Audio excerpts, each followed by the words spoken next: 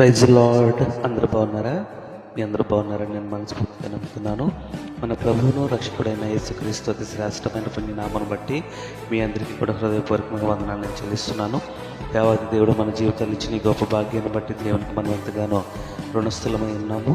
ఈరోజు ఈవినింగ్ 2025 సంవత్సరం డిసెంబర్ నెల 2వ తారీఖు ఈవినింగ్ భీమవరం మండలం చిన్నమేర గ్రామంలో జరుగుతున్నటువంటి సోజో ప్రేయర్ హౌస్ వారు నిర్వహించు క్రిస్మస్ సెమీ క్రిస్మస్కి నేను నా ఫ్యామిలీ కూడా వెళ్ళడానికి దేవుడు కృప చూపించాడు.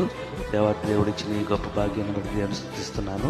ఇదే ఈ క్రిస్మస్ ప్లేస్ అన్నమాట. ఆ ప్లేస్కి మేమందరం వచ్చేసాం. మేము వాతావరణం అంతా కూడా కొంచెం రైనీగా ఉంది.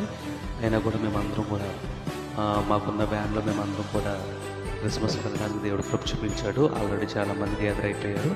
ఇదే మా ఫ్యామిలీ. ఇది మా చిన్న పాప, ఈయన మా అన్నయ్య గారు, ఇదంతా కూడా మా ఫ్యామిలీ అనమాట. ఆల్రెడీ పాటలు పాడడం స్టార్ట్ చేశారు. కొద్దిమందిగా వస్తున్నారు. అందరూ వస్తూ ఉన్నారు. క్రిస్మస్ ఆరాధన, మొట్టమొదటి ఆరాధనకి నేను నా కుటుంబం హాజరవడానికి నేను ఎంతగానో దేవుణ్ణి ఇచ్చిన ఈ గొప్ప కృపను బట్టి దేవుడికి నేను కృతజ్ఞతాస్తుతి చెల్లిస్తున్నాను. వీళ్ళందరూ కూడా మా అమ్మగారు, నా భార్య, వీళ్ళిద్దరూ కూడా నా పిల్లలు.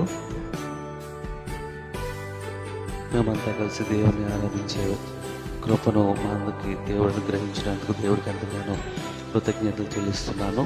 చాలామంది చాలా చేసేసారు, ఇంకా చాలామంది రాలేదు. మేము ఎర్లీగానే వెళ్ళాం.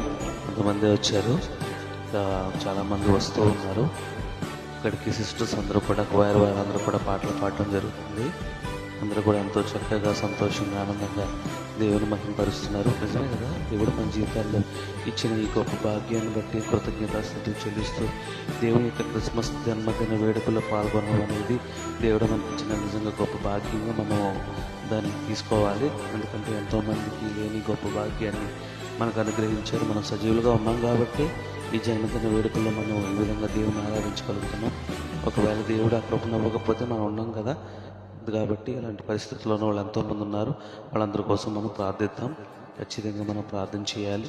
చేయకపోతే కరెక్ట్ కాదు. వారందరి కోసం మనం ప్రార్థన చేయడానికి మనం ప్రయత్నం చేద్దాం. నాకు తెలిసి మీకు ఒక విషయం నేను చెప్పాలనుకుంటున్నాను.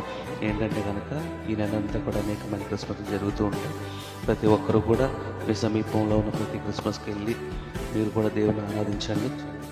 దేవుడు మీ జీవితాల్లో చేసిన అద్భుతమైన ఆశ్చర్యమైన కార్యాలన్నీ కూడా మనసులో జ్ఞాపకం తెచ్చుకొని దేవుని కృతజ్ఞతగా వెళ్ళండి. ఇది నేను ఇక్కడ భోజనం స్టాల్ దగ్గరికి వచ్చాను. ఇక్కడ ఒక ఐస్ క్రీమ్